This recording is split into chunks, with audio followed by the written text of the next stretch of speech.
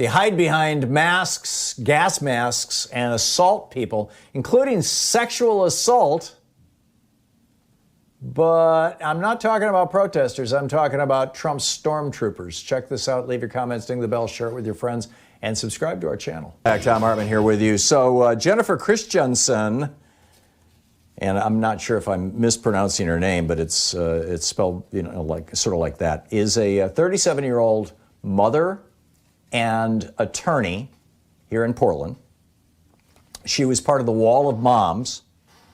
She has a 12-year-old and a 14-year-old.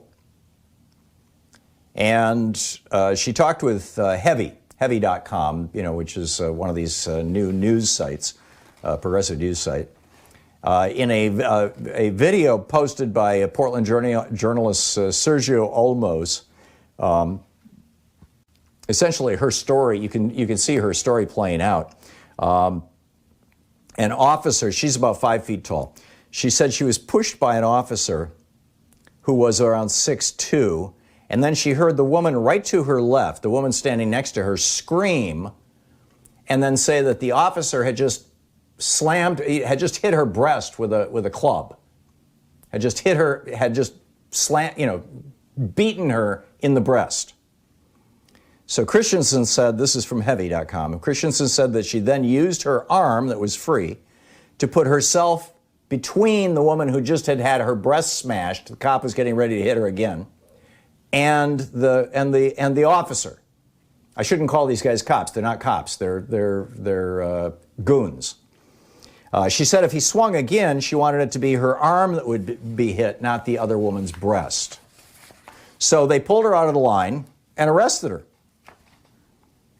And they took her into the federal building. And she said this is what she told. She had bruises, all across her chest. She did. She had been hit also. And she said before we go in, this is going into the building. Before we go in, he pushes me up against the wall, facing the wall, and uses his left hand to cup my right breast, and his right hand to flip up my skirt and grab my right butt cheek. She said the thought went through her head, is this the day I get raped against the building?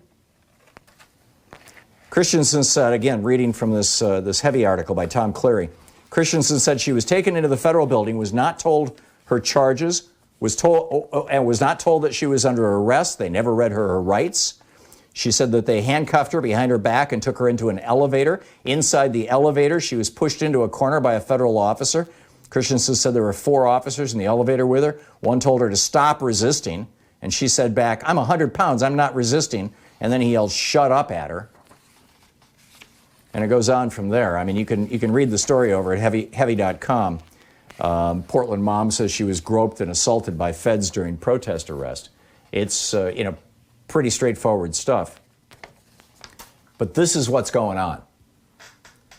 And this is one of the reasons why people who are operating under the color of law, people who say that they have the authority that we the people, but from the days of the Constitutional Convention to today, that we the people have given them the right and authority to use force and violence against us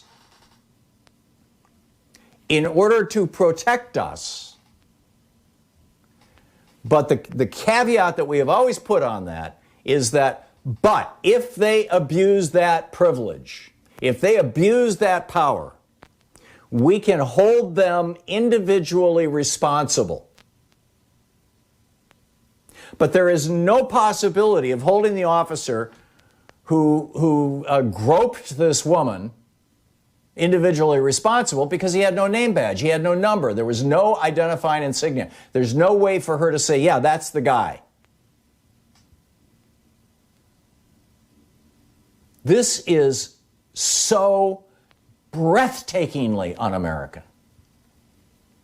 This is foundational to how tyranny works. This is foundational. This is the core stuff of authoritarian governance.